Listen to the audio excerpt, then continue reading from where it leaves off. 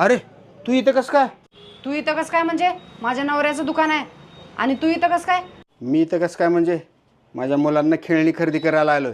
मग ज्या कामाला आलेस ते काम कर ना.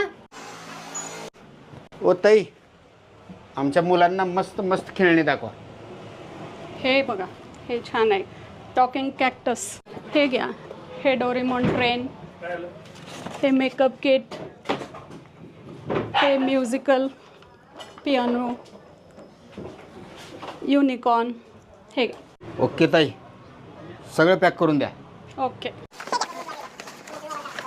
मॅडम, 2800 रुपये घ्या. स्कॅनर हेच आहे का? हो हेच आहे. आले का पैसे? हो आले आले.